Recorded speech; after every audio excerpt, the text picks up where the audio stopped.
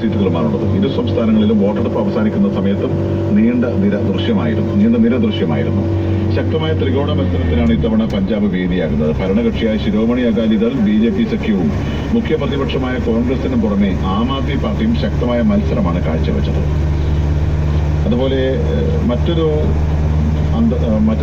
National ന്യൂസോട് നമുക്ക് പരിഗണിക്കേണ്ടതുണ്ട്. ഡൽഹി കൂട്ടബലാത്സംഗ കേസിൽ ആദ്യ മുതൽ വാദം കേൾക്കാമെന്ന് സുപ്രീം കോടതി ഇപ്പോൾ പറഞ്ഞിരിക്കുകയാണ്. രാജ്യത്തെ നടുക്കിയ ഡൽഹി കൂട്ടബലാത്സംഗ കേസിൽ വധശിക്ഷയ്ക്ക് വിധിക്കപ്പെട്ട 4 പ്രതികളുടെ ഹർജിയിൽ ആദ്യം മുതൽ വീണ്ടും വാദം കേൾക്കാമെന്ന് സുപ്രീം കോടതി പറഞ്ഞിരിക്കുകയാണ്. പ്രതികൾ സമർപ്പിച്ച ഹർജി പരിഗണിക്കുകയാണ് കഴിഞ്ഞ ദിവസം സുപ്രീം കോടതി വീണ്ടും വാദം കേൾക്കാമെന്ന് അറിയിച്ചിരിക്കുന്നത്. ശിക്ഷ വിധിക്കുമ്പോൾ സ്വീകരിക്കേണ്ട നടപടിക്രമങ്ങൾ പാലിച്ചിട്ടില്ലെന്ന അമിക്കസ് ക്യൂറി രാജു രാമേന്ദ്രന്റെ വാദം കണക്കിലെടുത്താണ് ജസ്റ്റിസ് ദീപക് മിശ്ര അധ്യക്ഷനായ ബെഞ്ച് ഉത്തരവ് പുറപ്പെടുവിച്ചത്. ക്രിമിനൽ നടപടി ചട്ടങ്ങൾ പ്രകാരം പ്രതികൾക്ക് ശിക്ഷ വിധിക്കുമ്പോൾ പാലിക്കേണ്ട നടപടി ക്രമങ്ങൾ പിന്തുടർന്നിട്ടില്ലെന്ന് അമിക്കസ് ക്യൂറി കോടതിയെ ബോധ്യപ്പെടുത്തുകയായിരുന്നു.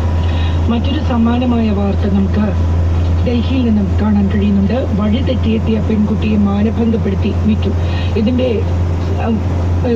എസൻസ് എന്താണെന്ന് പറയാം. ഈ പെൺകുട്ടി ട്രെയിൻ മാറിക്കയറി ഡൽഹിയിൽ മാറിക്കയറി റെയിൽവേ സ്റ്റേഷനിൽ എത്തിയപ്പോൾ കുപ്പിവെള്ളം വിൽക്കുന്ന ആളോട് സഹായം ചോദിച്ചു.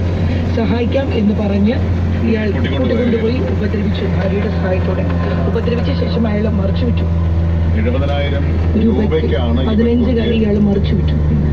കുട്ടി എവിടെയോ വെച്ച് രക്ഷപ്പെട്ട പോലീസിനെ വിളിച്ച വനിതാ കമ്മീഷൻ ഇടപെട്ട് കുട്ടിയെ രക്ഷപ്പെടുത്തുകയായിരുന്നു. ഇതുപോലെയുള്ള സംഭവങ്ങൾ ധാരാളം നാട്ടിൽ നടക്കുന്നുണ്ട്. ഈ പെൺകുട്ടികൾ വഴിതെറ്റി പോവുക, അല്ലെങ്കിൽ സഹായിക്കാമെന്ന് പറഞ്ഞ ആരെങ്കിലും വഴിപഴിപ്പിക്കുക, പിന്നെ ആ കുട്ടിയെ വിൽക്കുക. ഇതിന് സമാനമായിട്ടുള്ള സംഭവങ്ങൾ തമിഴ്നാട്, ആന്ധ്രാപ്രദേശിലും കർണാടകത്തിലും ഒക്കെ അടുത്ത കാലത്ത് നടന്നിട്ടുണ്ട്. ഇപ്പോൾ ഇത് എവിടെ നിന്നാണ് റിപ്പോർട്ട് ചെയ്തിരിക്കുന്നത്? ഡൽഹിയിൽ നിന്നാണ്. ഡൽഹിയില് ബലാത്സംഗത്തിന് ഏറ്റവും പേരുകേട്ട സ്ഥലമാണ് നമ്മുടെ തലസ്ഥാന നഗരമായിട്ടുള്ള ഡൽഹി എന്ന് പറയുന്നത്. ഒരു സുരക്ഷയുമില്ല സ്ത്രീകൾക്കും പെൺകുട്ടികൾക്കും. വഴി നടക്കാൻ പറ്റില്ല. അതാണ് അവസ്ഥ. ചില ആളുകൾ നമ്മളെ അത്ഭുതപ്പെടുത്തും. സൗമ്യ വധക്കേസിൽ ഗോവിന്ദസ്വാമി നമുക്ക് പൊതുജനങ്ങൾ ആഗ്രഹിച്ചതുപോലെയല്ല ഒരു വിധി വന്നത്. എങ്കിൽ പോലും ഒന്ന് കഴിഞ്ഞാൽ മറ്റൊന്നിന് വളമാകും എന്ന് പറഞ്ഞതുപോലെ ഈ ഒരു സംഭവത്തോടു കൂടി പ്രശസ്തനായ ഒരു വ്യക്തിയുണ്ട്, അഡ്വക്കേറ്റ് ആളൂർ.